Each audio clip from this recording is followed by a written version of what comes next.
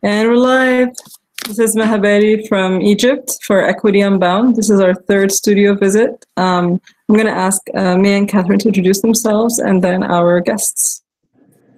Sure. So Mia Zamora, and welcome everyone to another conversation in the thread or the community called Equity Unbound, also known as Unbound Ec on Twitter. And today we have a great conversation about fake news, which is a critical issue today. So I'm going to pass the mic to my colleague, Catherine, who's also another facilitator of Equity Unbound. Thanks, Mia and Maha. My name is Catherine Cronin, and I am sitting in my house in Galway on the west coast of Ireland. And I'm, again, a co-facilitator, co-developer, co-conspirator in Equity Unbound. So delighted that you are all here tonight.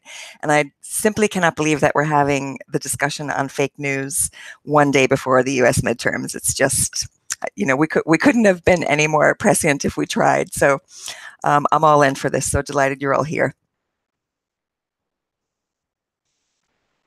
So we were thinking of our main two guests today are Mike and Cheryl. And just to make the introductions a little bit harder, since we're talking about fake news, could we ask you guys, as you introduce yourselves, to tell us either a piece of fake news that you heard that was interesting or something that sounds absurd but is actually not fake?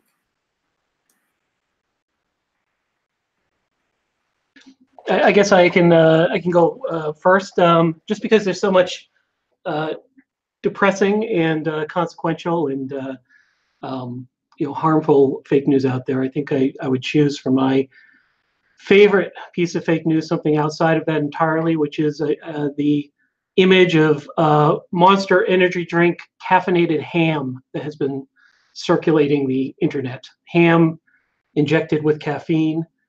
Which is actually fake. It's a digitally manipulated image, but kind of quaint, old style hoaxing. To help us get through some of the uglier stuff.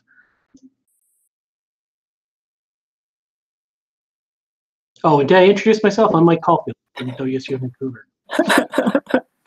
I run a thing called Digital Polarization Initiative, and we teach people how to sort true from false and everything in between.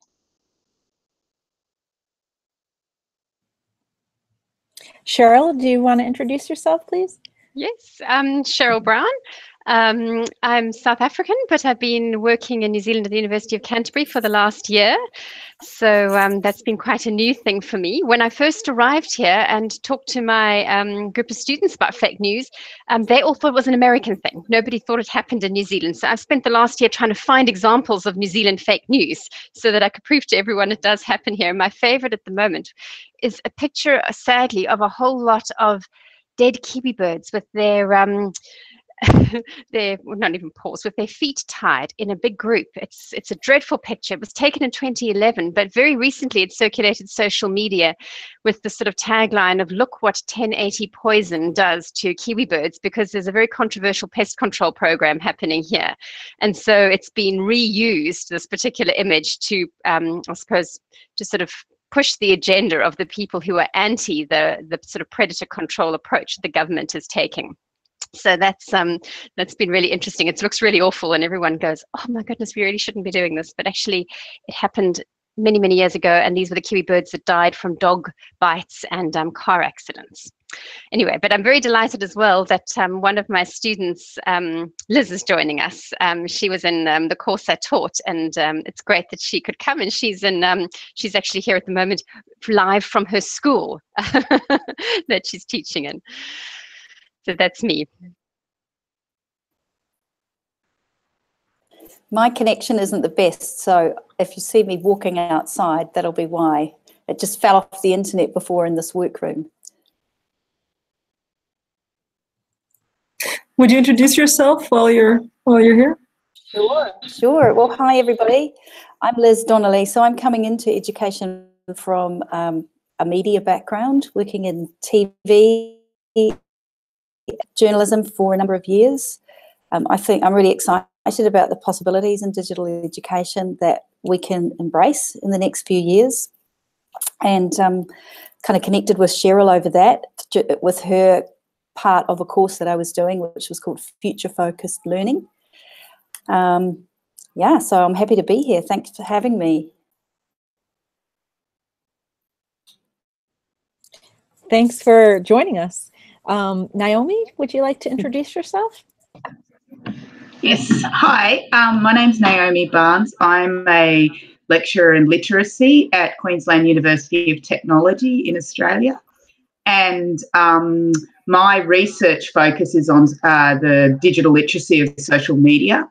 So, and teaching teachers how to teach children about critical literacy of consuming media in our highly connected, mediated world. And I've been trying to think about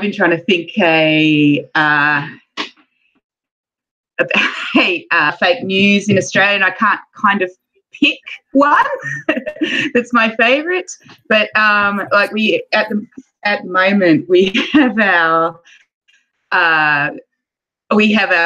current Prime Minister driving around in a bus doing an election campaign outside election campaign time. So that's a bit of fake news. This is I think it's our 5th Prime Minister in about 7 years as well. So we tend to lose them fairly quickly. They get taken down by their parties and replaced. And now our current one is driving around Australia pretending he's not campaigning for the next election, because they're not supposed to campaign outside election time. But he's saying, oh, well, I'm the new Prime Minister, I have to introduce myself to the people, and big campaign election slogans all over the bus. So I suppose it's the fake news that it's not a campaign. So that's really interesting. So what's the difference between fake news and lying in that sense?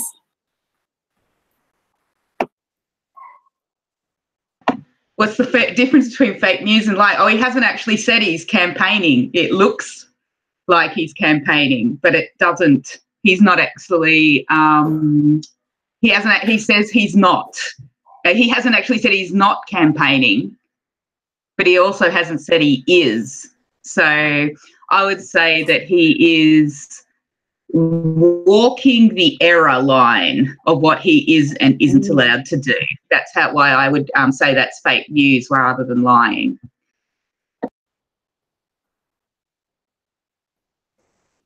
So this term is obviously so profoundly vexed at this point, and maybe we can parse out certain understandings of what's happening in the political scape and in our cultural scape, etc. Maybe we can start by just talking about whether or not fake news has it. I think we're aligning it often these days with a kind of digital experience, an online life experience. But I think fake news probably has its roots in an earlier history or in many earlier histories. So how is the digital space and the digital age really turning up the dial on this problem? Maybe Mike and Cheryl can take a stab at some thoughts about that idea before we get moving to specific things. I'm not sure how easy it is to take a quick stab at that, but yeah. So the roots are, the roots of the phenomenon are pretty deep, and you can look at. No sooner was the national newspaper industry launched than you had a series of hoaxes that were designed to increase circulation. You have, of course, yellow journalism, as a related phenomenon. You've always had, pamphleteering and things like that have skirted the issues and often, asserted, false things. The difference, if I was going to point to, one major, there's so many differences, but one difference I'm particularly interested in at the moment is the way in which false news, hoaxes, disinformation, and misinformation can reach elites, policy elites, at a very low cost, right? So if you think about in previous ages, what it would take to get the ear of somebody, say a Supreme Court judge, a politician, a mid-level bureaucrat, and pump them with disinformation about a topic, it's a fairly expensive process. You'd have to build a series of relationships that allowed you to get your information in front of that specific person. That's no longer the case. So some of the more interesting differences we're seeing, here in the U.S., we saw recently the wife of Clarence Thomas, one of our Supreme Court judges, sharing all sorts of disinformation, right, and misinformation on a variety of things that are related to subjects that Clarence Thomas, as a Supreme Court justice, will rule on, right? And so if you think about, what would a bad actor, whether it's a domestic bad actor or a foreign bad actor, what would they have paid for that level of access to the wife of a Supreme Court justice, 10, 20 years ago? I mean, that's just an unbelievable level of access. And yet people are able to get that access to the elites through this network of connections that they manipulate in ways that they amplify conversation. There are literally a dozen and a half major differences, but that's the one that I'm concerned with right now. That's an interesting one, Mike. I've got a bit of a different take on it. I must say I hadn't actually thought about it quite in that way. I suppose when I think about fake news, for me, the first fake news I can think about that I ever remember reading about comes from my long ago life as an archaeologist, because that's what I used to do before my EdTech days. And I can remember learning all about Piltdown Man, which was the hoax in terms of the sort of evolution of humankind. And this was very much in the print media, in the academic media. So for me, that sort of says that hoaxes and fake news in the past was very much in the sort of realm of the people that had access to that literature, that knowledge, those debates, and that inquiry. Whereas now, one of the things that I think I see is that living in this sort of like this world where we're all so connected, everyone's got access to it. And so this whole thing of fastest finger first, where people are just reading and seeing and resharing without thinking, is I think one of the sort of reasons why it's become such a sort of a dominant thing in our in our context. Plenty of examples here as well. I mean, we had a politician recently who just reshared some political thing from France, which she thought was abhorrent, and asked our current Prime Minister for her comment on it. And she just shared it off a trashy website. I mean, one of those websites, if she'd actually looked further, was suggesting Katy Perry just had an alien baby. So it wasn't really a hard thing to spot, but it's just this whole thing of let's just fire off something without thinking. And I think that's what's making it so prolific. We really need to teach people to think better.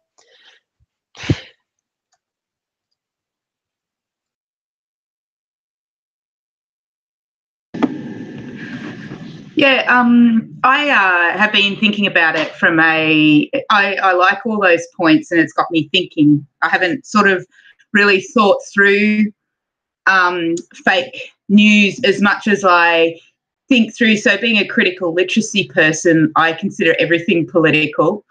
So everything's got an agenda, and it's about teaching people how to identify the agenda which is going on. But in my position in Australia, and I'm sure it's going on overseas as well, I know it's definitely happening in the UK, and that is that the evidence-based push. So everything needs to be evidence-based. So there's a lot of, and I'm wondering if the fake news that's making people worry about this a little bit more, in that, and we say we will not do anything unless it's factually or got facts behind it or evidence-based. And what I find when the rhetoric moves to the facts and the logic and making sure everything is done that way, we have neglected to continue to teach people that there's the rhetoric as well. So that everything is political, that logic is very, very difficult to prove. And that seems to have fallen out of our conversations. We'll just scream fake news without actually drilling down into why it might be fake news and the structure of our language and our multi-literacies, the way we see things and think things and read things, and how that actually is impacting on our understanding of what fake news is actually there's this lack of education about it in our actually understanding what it is, I think, from the literacy educators as well, in that it's just too big to try and drill down to the usual logic-based things like grammar and vocabulary that we usually teach with. So it's a big challenge for us too. Yeah.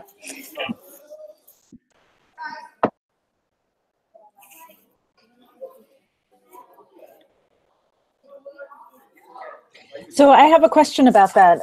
I think that it seems to me that that notion of literacy around truth in online spaces seems overwhelming to many educators. And so maybe we can discuss practices that are, apprehendable and can ultimately be turnkeyed in classrooms and in learning spaces more easily for everybody. I know that Mike has written about something called the 4 moves, and maybe he could talk a little bit about that and how it's distinct from, like, I've heard of other sort of paradigms like CRAP, which is an acronym, but I thought it was particularly interesting to read about this approach as compared to other approaches that seem quite complex and unwieldy in terms of trying to discern what is true, what is not, what information is veritable and factual, etc. So maybe some of you guys could speak a little bit about that. Sure, I can speak a little bit about that. So you bring up CRAP, which is one of a number of previous approaches. RADCAB is another. There were some other, like, there was like one like Cocoa or something like that. Most of those come out of, the history of those actually is rooted in library acquisition models. So for instance, in 1980 or whatever, you were a librarian and you had to figure out what books should I purchase? Here's a range of books. I have a limited budget. Which books are the best books for me to purchase? And so you go through and you'd ask a fairly complex set of questions that tried to figure out what's the coverage of this? What's the currency? What's the level of authority? The level of accuracy? And at the end of this very long process, you'd say, okay, well, this medical reference book is probably a better choice for the library collection than this book over here on, I don't know, crystal healing or something. So you go through that process, and as library faculty were asked to teach students about information, they began to apply a lot of the methods they had learned in library science schools. And the mismatch wasn't so great when you were talking about finding books in the library for a research paper, but the mismatch is incredibly great when you're talking about the quick sort of sorting that people have to do on social media, right? So the way I like to talk about it is if you think about propaganda in the world of 1984, right? The Orwellian propaganda, 1948 Stalinist propaganda, you have a scarcity of information. And your job is to look deeply into that information and sort of pick it apart, look for logical contradictions, look for the ways in which that information might be betraying a bias in the language, et cetera, and look very deeply at these things because you have limited stuff, and so you have to peer in that. What we have now is a filter problem, right? We have hundreds and hundreds of things that sort of assault our attention daily. And attention is the scarcity here. And what you need when attention is the scarcity is you need quick ways to filter things so that you're not paying attention to things that are, written by people that sort of wish you and everybody you know is harm, that sort of thing. People that are bad actors, people that are manipulating the system, right? So it's a move from the scarcity model of propaganda to the hacking of cognitive overload, which has become the norm. And it's not the norm everywhere. I want to be very careful with a global audience. Of course, if you look at a country like China, China employs both, right? China has its so-called water army, which tries to hack attention by posting lots of things and controlling where the attention falls on any given day by all these paid posters. But it also, of course, controls what people can actually see. So it enforces some scarcity. But as you kind of shift from the more authoritarian governments towards the more democratic, you start to see that the current paradigm is really information overload. And if the paradigm's information overload, telling students, oh, you just got to read everything more deeply, makes the problem worse, right? Because of course, now they're not only dealing with 100 things, they're dealing with 100 things they have to read more deeply. And so part of what my goal is to get people to rethink. Critical thinking is important, but deciding what you're going to spend that attention and time on is the first step. We're skipping that first step in the tools that we give students. That's what I focused on.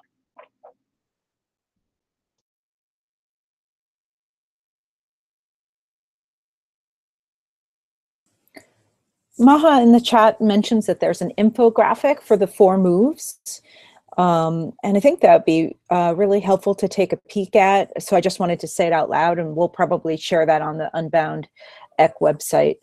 But I wanted to also follow up with a question. It seems like those moves involve sort of situating the information you're receiving within the immediate context of what else is online at that point in time to verify whether or not it has legs or is, is research-based, etc. So it's almost like a quick snapshot to see how it's functioning within the broader ecosystem of the online space. Is that correct, or is that a?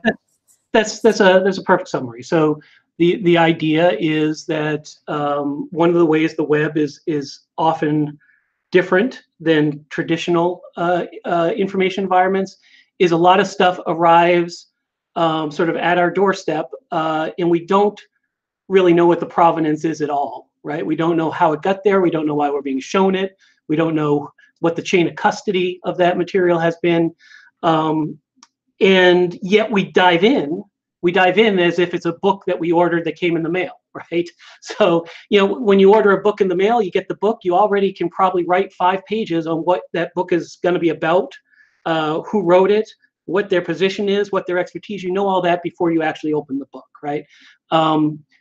We don't know that for a lot of pieces of information that reach us. And part of what we're trying to do is get students, before they jump in, reconstruct that discourse context, situate it in a discourse environment, understand the strengths and weaknesses of that particular source, and do so very quickly. And so it's a quick situation of the text, in that sort of broad structuralist idea of text, the situation of the text in the larger discourse context. I have a question, Mike. You have you created the 4 Moves blog several months ago, a year ago. I'm trying to guess or remember. I think it's been about a year. Yeah. Okay. So, I mean, I'm familiar with it and have shared it with peers and with students. So I'm just wondering, with your collected experiences of the past year, what you can say about, the reactions to it, the challenges in using it with students, and maybe how it's evolved over that time. Sure. So what has evolved? We've made the 4 moves simpler and simpler and simpler. which I guess is that's just something that happens in education. You go in and you think you're going to solve the problem, from here, and you realize you have to back up 4 steps. So we've made it simpler and simpler and simpler. We have shifted our structure so that we make sure that about at least half of the things we're showing students are true, because we don't want to build cynicism. So that turns out to be a really important piece of it.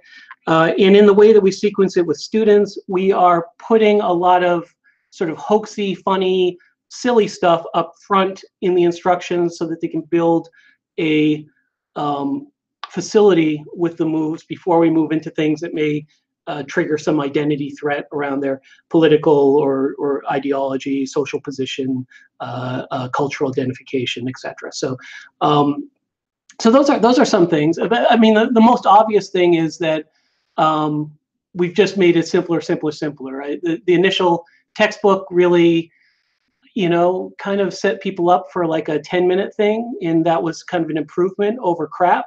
But now we're focusing on like, what can we get the students to know in 60 seconds? So because we feel that's that ends up being the big gap. But I'd love to hear more from other people on what they're doing in the classroom as well.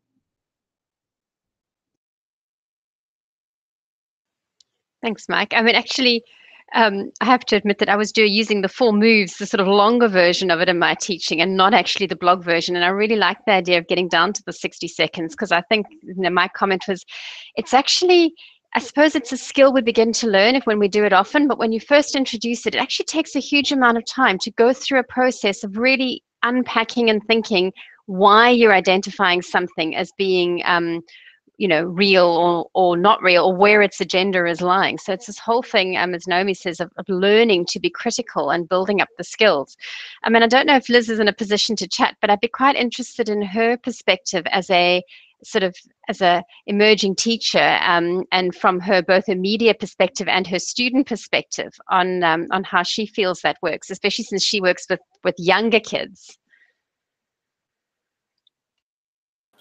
Sure, I'm going to go outside because this is a modern progressive junior high and the kids are working in all different spaces. So I was thinking perhaps I could chat a little bit about the Google rating system as well, how the human Google raters look at sites, because I did that for a while earlier in the year and last year. So it all boils down to author credibility of who's on the page. Are there a lot of links? It's raining a little bit. I'll go over here. So are there links? Are there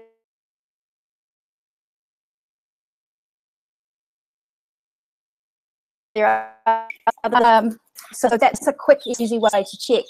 So we have a bit of a process to decide if this is a good little or other.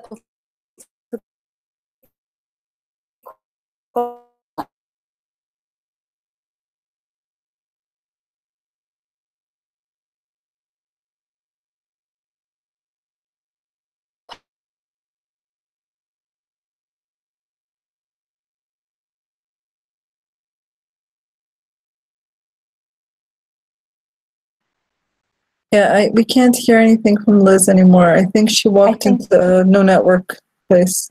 Yeah, I think she's frozen. What a bummer. Maybe she'll realize and come back. Yeah. Okay. I think Naomi was saying something in the chat. Yeah, that was a really interesting comment you said, Naomi, about the emotional aspect about these issues. What grabs our attention has an emotional dimension to it.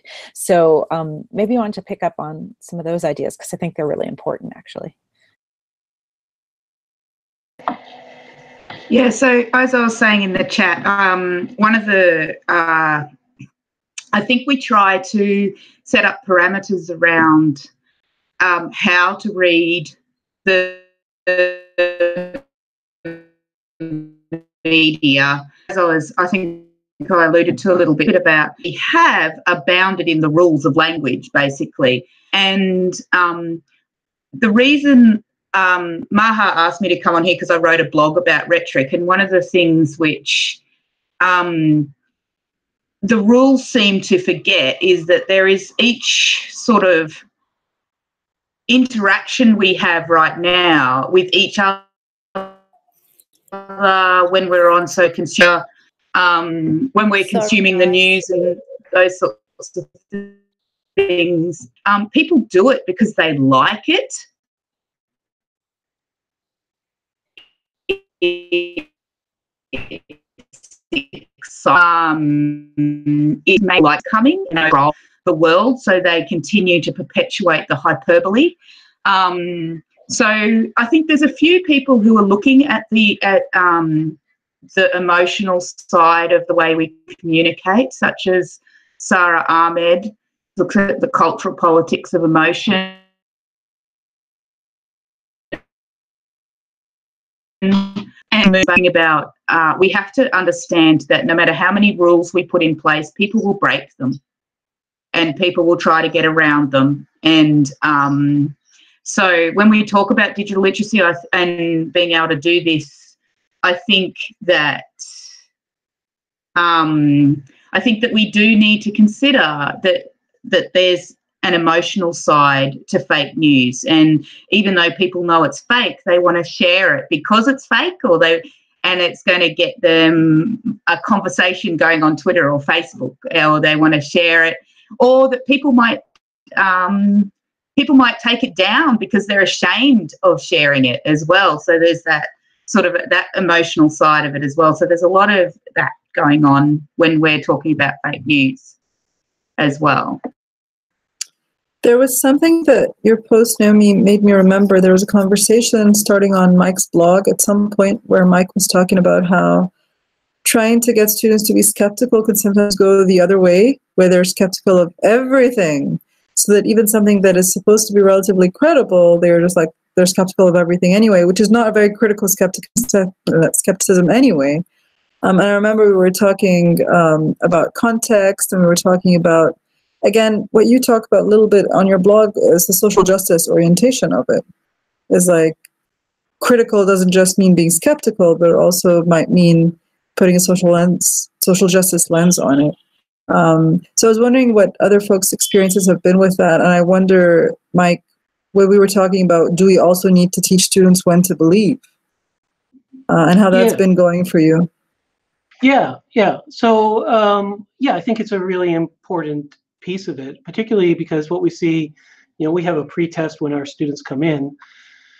And if you look at the pre-test, initially you get excited because you look at some of these false prompts or dubious prompts. And if on a rating scale from very low to moderate, and up, students will rate the dubious prompts somewhere around 1.2, which is a little over low, right? A little over low, but less than moderate. And so you get excited about that, but then you look at the true prompts or the less dubious, the more trustworthy prompts, and the students rate those at 1.22. They like rating things either low or moderate trustworthiness, and so they have what we've talked about as trust compression, right? They don't really distinguish between these things, and that's really disturbing because, of course, if you kind of have just this low-level distrust in everything, I mean, that's political scientists will tell you that's a sort of a breeding ground for authoritarianism, right? Because the facts, as outrageous things happen, right, that are real outrageous things, you'll just be able to say, well, it might be true, it might be false, So we have situations right here where, of course, children are being separated at the border from their parents in a way that was not done previously with people seeking asylum. And a bunch of people wander around and say, well, maybe that's true, maybe it's false, maybe it happened before, maybe it didn't. There's no way to really have an active, engaged population if everything is just probably more false than true, right? So So we want to build the skills of the students to differentiate. One of the things that we found, and we actually just have some recent data on this, is actually the way that we're doing this. We've actually seen that the students, the trust in the false things goes down, and their trust in the dubious things goes down, and their trust in the more trustworthy stuff goes up. So they're differentiating, and that's exactly what we want to see. That's the target. But it requires, there's a lot of abstract discussion about this, but curriculum is, curriculum is it's an engineered thing, and so people talk about this in the abstract, and it drives me a little batty, because you really have to just be careful in the way you structure your curriculum, that you're not fostering the cynicism, and you have to think thoughtfully about it. You can't really answer a question like, will teaching students these skills make them more cynical, without dealing with how you design a particular course and how you as a instructor approach these issues. And so I'm hoping we move the discussion less from the sort of abstract realm and more into, how do we design a curriculum that gets people to make more distinctions.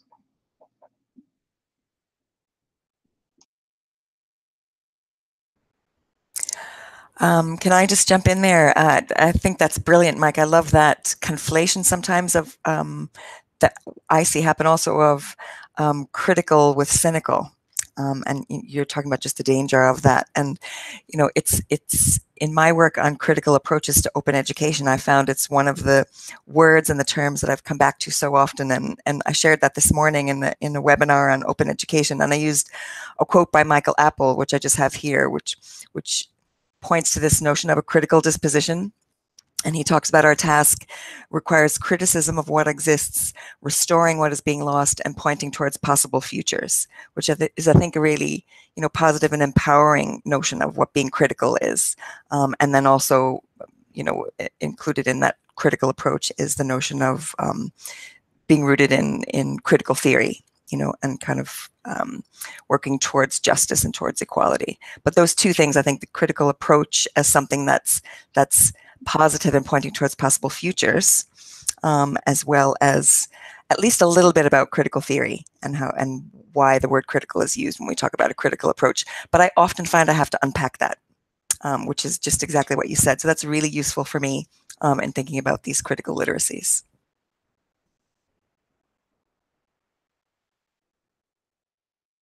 I think back to that as well is how critical, like raising that disposition of being critical of something we agree with and being able to believe something that we disagree with.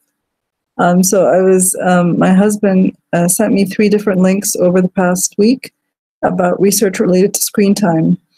And at some point he asked me, have you read them? I'm like, have you read them? Don't they all point to the same original source? And I just went and sent him the original peer-reviewed article. I said, can you please stop sending me articles that are just citing the same source? As if everyone is talking about screen time, but that's not the case. There's just one peer-reviewed article that all these magazines are quoting. That's it, So it's like sending me the same link over and over and over again as if there are 3 different ones. So I was thinking about that versus I think one of the things we were talking about is like you decide to share something even though you're not sure it's true because you like it. I think Naomi was saying something in the chat but I don't understand the context because I think it has some Australian words in it that I don't understand. Do you want to talk about that? I was just saying that we've had critical literacy as a focus in Australia for the last 10 years, possibly even, 2000, like just over 10 years.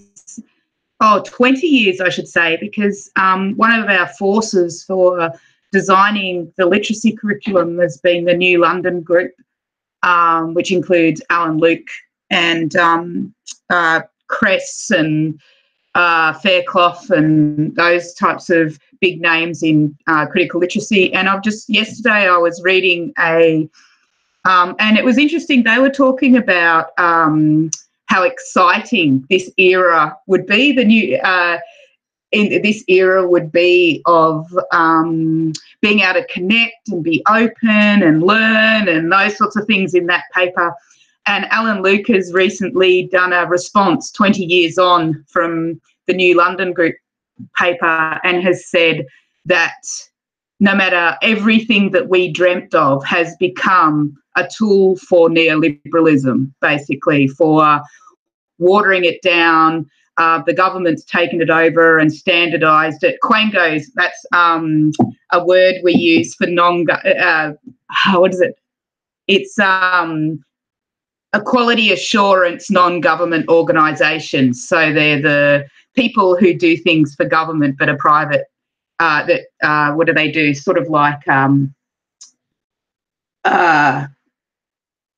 so they get contracts from government. Yeah.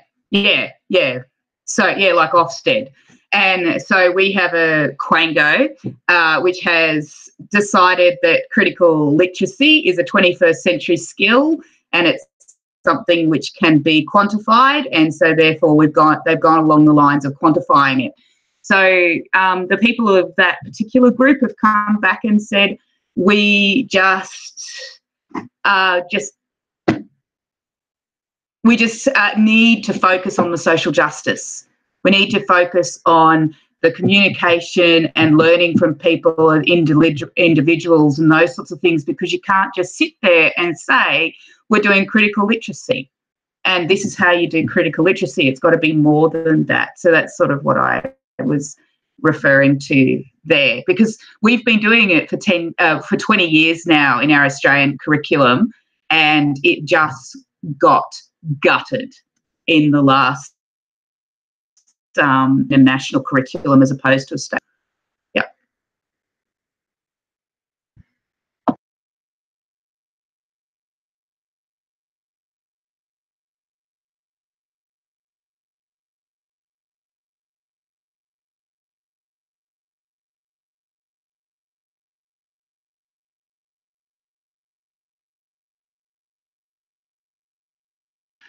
I never quite know when to jump in on these things with everybody's delay being so long. I don't want to cut anyone off.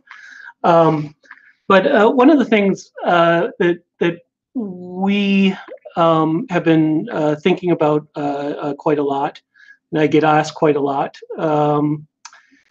is how does teaching students, how does teaching these students some skills in the short term, what does that in the short term, what does that provide? If we look at least in the United States, and it's also somewhat true in other countries I've looked at, an awful lot of the misinformation and disinformation out there, certainly some of the most damaging and racially motivated disinfo is coming from 50-year-olds, right? Sharing this stuff. And so when I'm curious to hear other people's opinions. I have my own, but curious to hear other people's opinions on how do we bring about a culture that not only trains the young and maybe some of the alternative, maybe some of the adult college students, but actually gets these skills and these motivations and this sort of cultural valuing, this sort of set of centered ethics to the people that we really need to have it. I'm curious what you all think.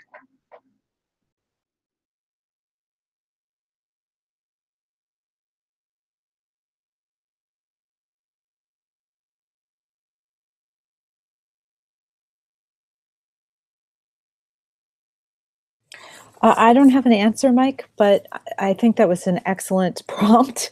I do want to say that what I feel I'm constantly thinking about in regards to this general topic is the question of, well, you started earlier in the conversation when we were talking about attention versus information, and that really the name of the game these days is capturing attention. And then we as educators are trying to address that and give people tools to be able to understand how our attention is being manipulated.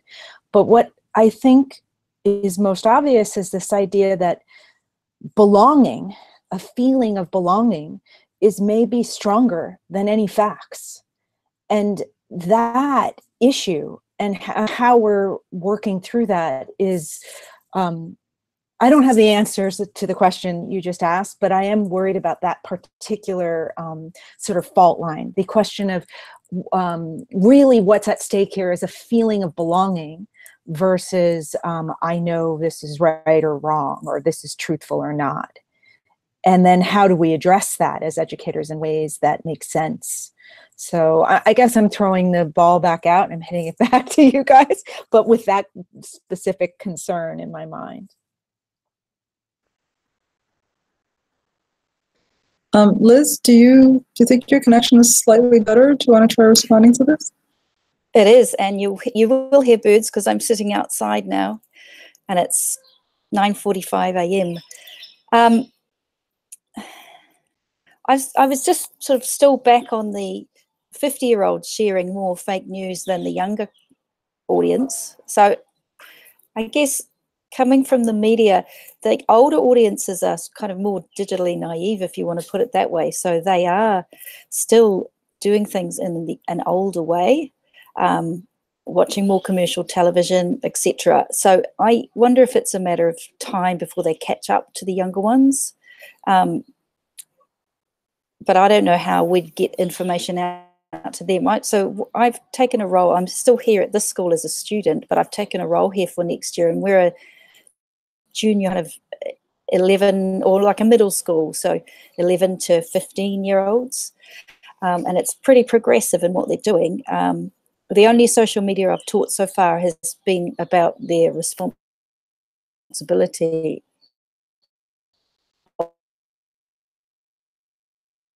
online, chance to go into fake news. I read quite a comprehensive critical literacy, isn't it, coming into there. Oh, is it? Not good, is it? Perhaps I just better write the couple.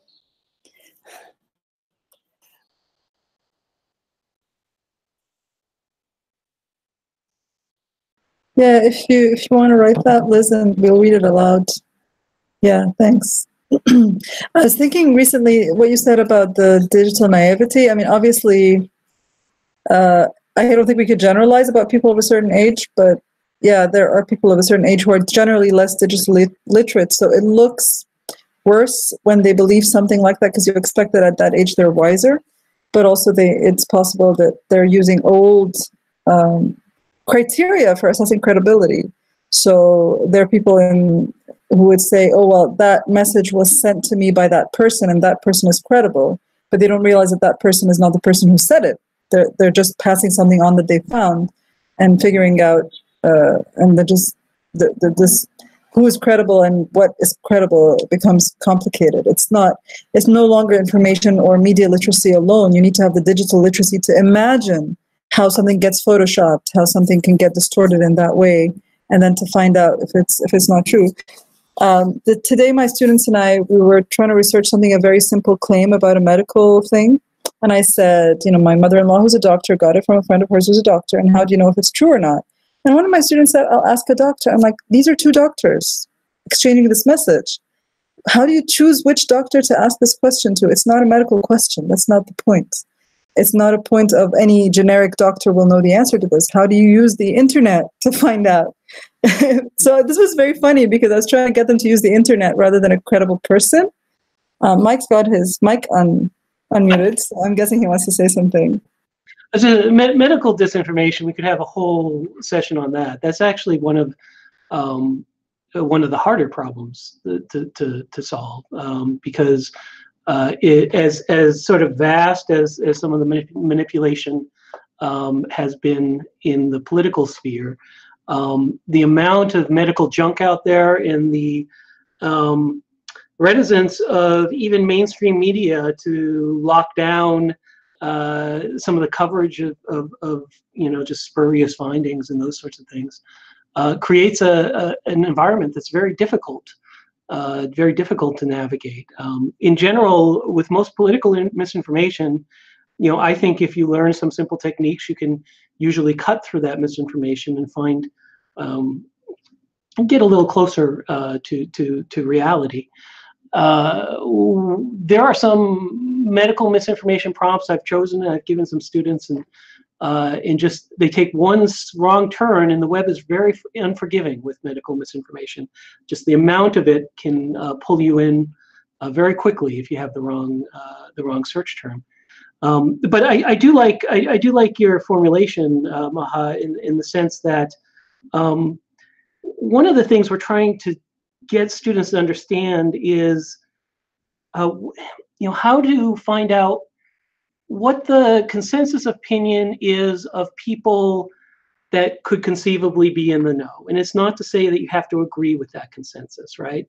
But it is to situate what you believe, relative to an existing expert consensus or an existing consensus of witnesses, and then go from there. And again, certainly you may disagree, but you would have to be. It's just a really bad technique to go in and form your own opinion without first understanding what other people have come to.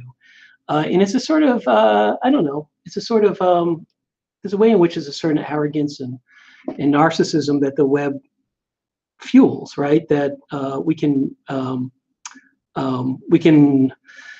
I don't know, that we're all going to be this amazing sort of beautiful mind investigator that tracks something down and weighs all the evidence and does all the logic and analyzes the arguments. And the main thing I'd like to just know is, like, do 9 out of 10 doctors that practice in this area recommend this procedure?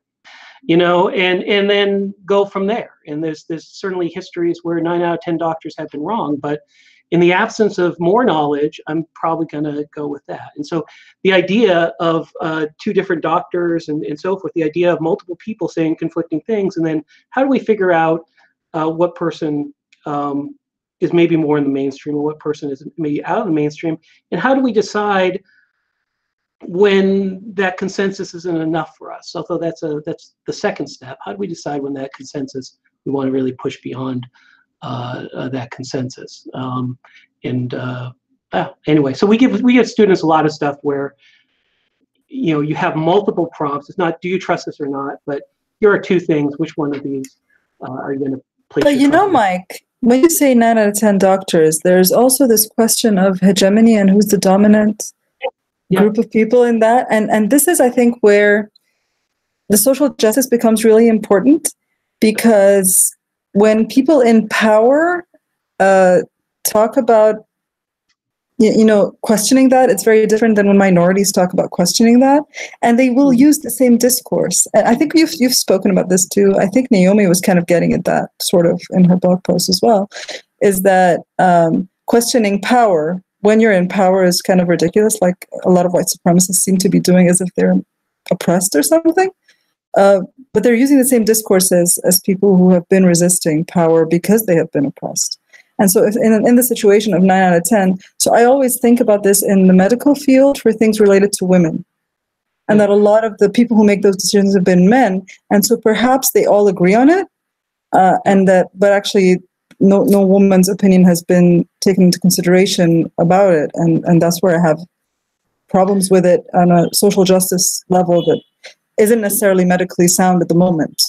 One of the interesting ramifications of that is that what you find when you look at bad actors and the targeting of disinformation, the technique, just the overwhelming tactic of bad actors in the space, whether they are foreign actors, domestic actors, activists, or medical spam artists, is to find populations that feel marginalized in some way, right? Because if people do feel marginalized, and are marginalized, I don't mean to just say feel, but they target people that feel marginalized. If people are marginalized, then their trust of the consensus, very rightly, is more fragile, and you can kind of work that, right? You can kind of work that and get into a community that is marginalized, and you can kind of work that to your own ends, and very effectively. So we see in a lot of veterans groups in America, absolutely infiltrated by foreign actors and manipulated because of their feelings of being left, left out, right? Not being cared for and so forth. We see it also absolutely true in the Black Lives Matters groups, massive infiltration of those groups. And so it's a hard question. How do you show students how to find consensus? And also think critically, I think, about the ways in which consensus fails, without resorting, I think, to that sort of default cynicism that gets so easily exploited. But I should probably start talking about this, since I being the only male guy talking about being exploited as a marginal group in the Hangout's probably not gonna be a long-term strategy, conversational strategy.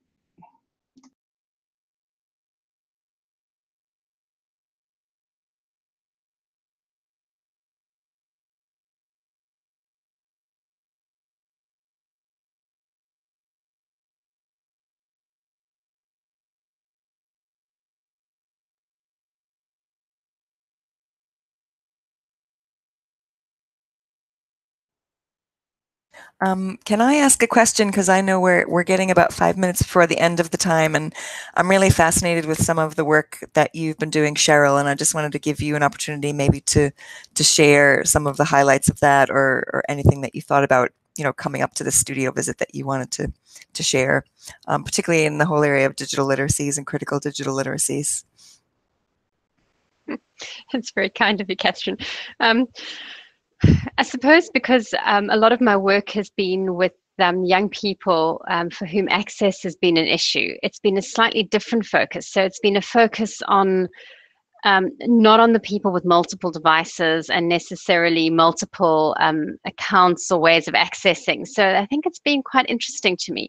I mean, I'm thinking back to a lot of the South African context, and one of the really problematic ways was how sort of fake news was really structured as, I suppose in the same way it has been in the US and the UK, in terms of a political agenda, and designed to reach those with very low access. So using tools and means that is really going to get to people who are on very basic cell phones with sort of very minimal social media, and making a very dominant sort of, I suppose, a campaign almost.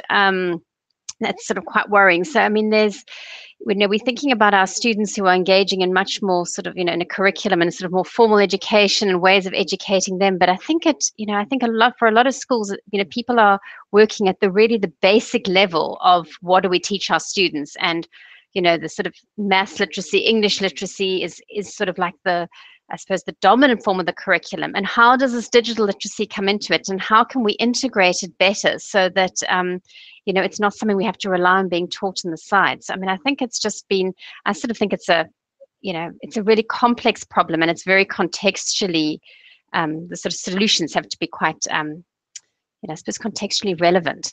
So I'm still not really sure how we actually deal with all of that. I mean, I think one of the good things that happened in South Africa was, I suppose it all blew out, and the UK company who was employed to sort of set up this whole fake news campaign, which is very sophisticated, landed up sort of going out of business. It was Bell Pottinger. So you can go search up on the whole Bell Pottinger crisis, and that sort of puts that into a bit of context.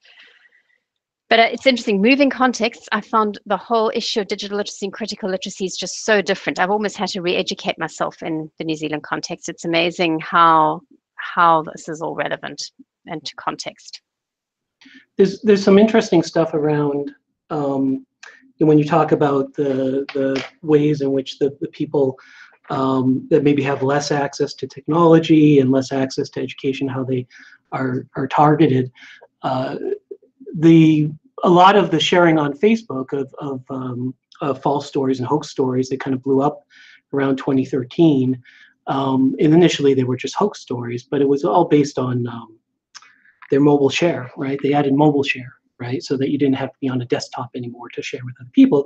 You could scroll by and you could share. And then what we see, of course, in the Philippines is one of the reasons why in the Philippines this has been so deadly is in the Philippines, everybody is on these phones, where the web is, the web is Facebook and some messaging apps. It's not a browser. It's not a browser-based experience. And then, of course, in Brazil, recently, it was WhatsApp.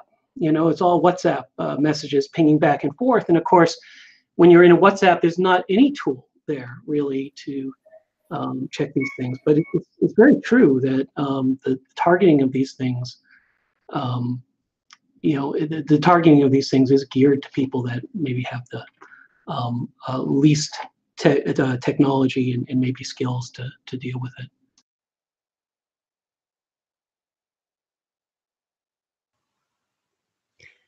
Oh, since I saw the question before, Mike, I'll just do a quick one. I'm just trying to think, what is giving me hope? It is young people. I mean, I love the way my 10-year-old comes and shows me things and says to me, is this real or isn't it? I saw a picture of, X or Y. How do I judge? It's the fact that we are encouraging our generation to ask questions. I think it's sort of part of the whole 20th century learning, the change in school curriculum and the change in parenting style, where we're encouraging this opening up of things. And we'll have the most fabulous family discussions around dinner tables about what's real, what's not, and different perceptions of things. I mean, I think that is giving me hope. I think it's expanding out, and it's something I would never have done in my generation with my family. And I find that a very exciting thing. And I think it's happening in schools and university contexts as well.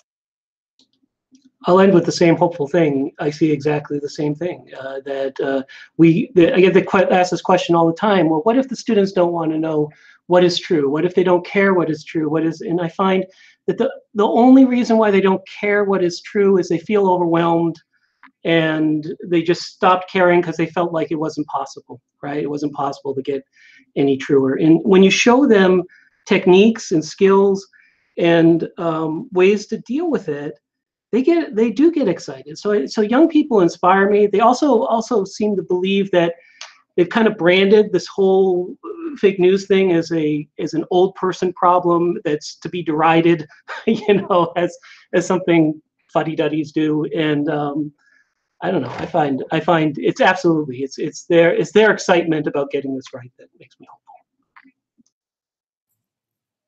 So it looks like we're beyond the hour now. So I just want to say thank you to everyone for spending this time with us and thinking about this critical issue at this point in time. I'm really glad we ended on a hopeful note.